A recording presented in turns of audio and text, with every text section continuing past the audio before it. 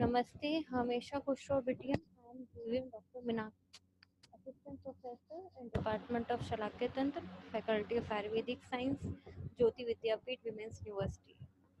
सो इस सेशन में हम डिस्कस करेंगे the rest part of the anatomy of external ear, part 3.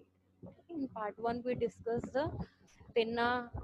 In part 2 we discussed the external auditory canal, and in this third part we discuss the third part of the external ear, that is the tympanic membrane or the eardrum.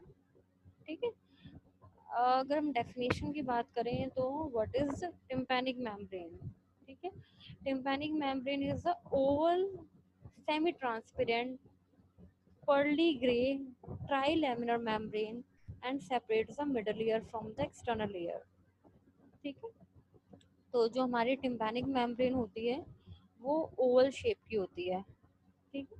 और semi transparent होती है। उसके अगर हम otoscopy करें तो उसमें आपको पीछे की बोन्स आपको दिखाई देंगे। ठीक है। तो सेमी ट्रांसपेरेंट स्ट्रक्चर होता है और पर्ली ग्रे कलर की होगी। ठीक है। तो कलर कैसा होगा उसका? Pearly grey. और ट्राइलेमिनर मेम्ब्रेन होती है, यानी उसमें 3 लेयर्स प्रेजेंट होती हैं।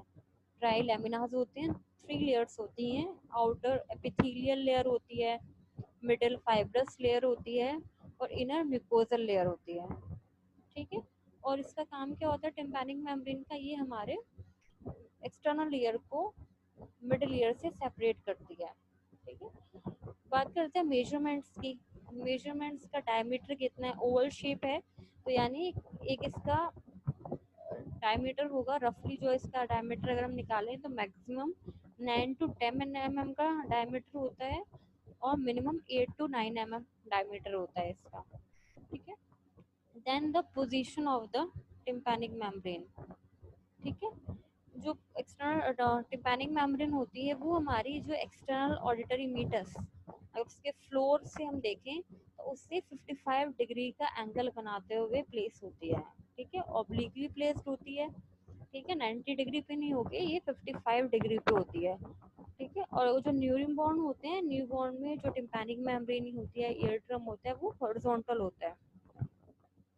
Then comes the layers of tympanic membrane. जो हम बात कर रहे थे कि टिम्पैनिक मेम्ब्रेन ट्राइलैमिनर होती है, यानी 3 लैमिनास होते हैं।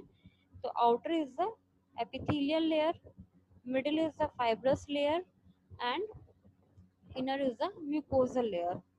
ठीक है। जो आउटर एपिथेलियल लेयर होती है that is continuous with the skin lining the meatus. ठीक है। जो एक्सटर्नल ऑडिटरी कैनाल की जो स्किन होती है उसी के कॉन्टिन्यूअस में होती है आउटर एपिथेलियम लेयर। और जो मिडिल फाइब्रस लेयर होती है that encloses the handle of malleus. ठीक है। मिडिल ईयर में 3 बोन्स होती है, मेलियस, इंटस, टेप्स। ठीक है। उसका जो मेलियस जो बोन है उसके हैंडल को एनक्लोज करने का काम करती है मिडिल फाइब्रस लेयर। ठीक है। फाइब्रस लेयर इसलिए बोलते हैं क्योंकि इसमें फाइबर्स मिलते हैं। ठीक है। फाइबर्स भी 3 टाइप के मिलते हैं इसमें, रेडियल, सर्कुलर और पैराबोलिक। ठीक है। और जो हमारी पार्स फ्लैसिडा, आगे हम पढ़ेंगे टिम्पैनिक मेम्ब्रेन के 2 पार्ट्स होते हैं, एक पास टेंस और पास फ्लैसिडा। जो पास फ्लैसिडा वाला जो पार्ट होता है वो ऑर्गेनाइज नहीं होता। ठीक है। उसमें आपको सिंपली फाइब्रस लेयर्स मिलती है, उसमें 3 तरह की लेयर्स नहीं मिलती हैं। ठीक है। थर्ड लेयर थी हमारी इनर म्यूकोजल लेयर, वो कॉन्टिन्यूअस होती है with the mucosa of the middle ear. ठीक है। जो मिडिल ईयर की म्यूकोसा उसके साथ में ही कॉन्टिन्यूअस होती है। ठीक है। यहाँ पे इमेज है, इसमें इमेज में आप देख सकते हैं टिम्पैनिक मेम्ब्रेन है और बीच में आपको ये दिखाई दे रहा है हैंडल ऑफ मेलियस। ये एनक्लोज होता है fibrous layer of the tympanic membrane में। ठीक है। पीछे आपको इनकस दिखाई दे रहा है, स्टेप्स दिखाई दे रहा है और कोन ऑफ लाइट दिखाई दे रहा है। ठीक है। तो what is cone of light? Cone of light is a light reflex. ठीक है। जब हम एग्जामिनेशन करते हैं टिम्पैनिक मेम्ब्रेन को विद ओटोस्कोप तो हमें एक लाइट रिफ्लेक्स दिखाई देता है, that is the cone of light. ठीक है। It is a shining light on the tympanic membrane. ठीक है, शाइनिंग लाइट होती है, इसकी वजह से कोन शेप की रिफ्लेक्शन मिलती है आपको एंटीरियर इंफीरियर क्वाड्रेंट में। ठीक है, फिर टिम्पैनिक मेम्ब्रेन के पार्ट्स, टिम्पैनिक मेम्ब्रेन दो पार्ट्स होते हैं, पार्स टेंसा एंड पार्स फ्लैसिडा। ठीक है, पार्स फ्लैसिडा को हम बोलते हैं श्रैपनल्स membrane. The word is past tensa. Past tensa forms the most of tympanic membrane. Tympanic membrane का जो maximum part होता है that is past tensa. Periphery is thickened to form a fibrocartilaginous ring, annulus tympanicus, which fits in the tympanicus sulcus. ठीक है, तो जो हमारे इसकी पेरिफेरी होती है पास्ट टेंसा की, जो ये पूरी पेरिफेरी है, ठीक है, ये एक एनुलस रिंग बनाते हैं। ठीक है, फाइब्रोकार्टिलेजिनस रिंग बनाते हैं, इसको बोलते हैं हम एनुलस टिम्पैनिकस। ठीक है, और ये टिम्पैनिकस सल्कस में फिट हो जाता है। Central part of part tensa is tented inward at the level of tip of malleus. ठीक है, जो सेंट्रल पार्ट होता है वो यहाँ पे टेंटेड होता है, इसको बोलते हैं अम्बो। Bright cone of light seen radiating from the tip of malleus to the periphery and in the anteroinferior quadrant। ठीक है, तो टिप ऑफ मैलियस से लेके पेरिफेरी तक आपको इस तरह की कोन शेप की राइट रिफ्लेक्स दिखाई देता है। It is called the cone of light. It is found on the anteroinferior quadrant. ठीक है, it is the anteroinferior quadrant. Then comes the pars flaccida. It is situated above the lateral process of malleus between the notch of Rivinus and anterior and posterior malleolar fold। ठीक है, ये होते हैं हमारे anterior malleolar fold, this is the posterior malleolar fold। ठीक है, it is the notch of Rennes यहाँ पे। तो इनके बीच में जो एक आपको पार्ट ऑफ मेम्ब्रेन मिलेगा tympanic membrane, that is called the pars flaccida. ठीक है, appear slightly pinkish। ठीक है, पार्स फ्लैसिडा कलर होगा slightly pinkish। Then the nerve supply of the external ear। ठीक है, एक्सटर्नल ईयर में सप्लाई होती है by the cervical second and third nerve.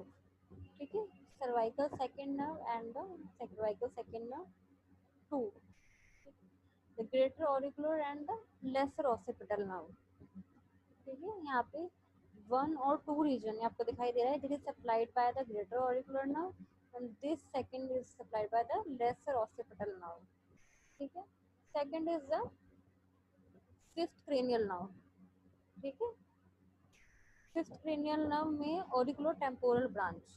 What is fifth cranial nerve? It is a trigeminal nerve. Trigeminal की जो auriculotemporal branch है, ठीक है, दिस फोर्थ पोर्शन ये सप्लाई होता है फिफ्थ क्रेनियल नर्व की ऑरिकुलो टेम्पोरल ब्रांच से। Next is the tenth cranial nerve, उसकी ऑरिकुलर और अर्नोल्ड्स ब्रांच। ठीक है, तो टेंथ होती है हमारी वेगस नर्व, उसकी ऑरिकुलर या जो दूसरा नाम है अर्नोल्ड्स ब्रांच होती है, वो सप्लाई करती है एक्सटर्नल ईयर को। ठीक है, ये थर्ड आपको जो ब्लू कलर का रीजन दिखाई दे रहा है that is supplied by the cranial nerve tenth. Then fibres from the seventh cranial, और जो हमारे फेशियल नर्व है उसके फाइबर्स भी नर्व सप्लाई कर देते हैं। Next is the blood supply of the external ear. ठीक है, उसकी ब्लड सप्लाई होती है एक तो और anterior auricular branch of superficial temporal artery, और सेकंड होता है posterior auricular branch of the ECA. What is ECA? ECA is the external carotid artery. ठीक है, तो नेक्स्ट है इसमें लिम्फेटिक्स।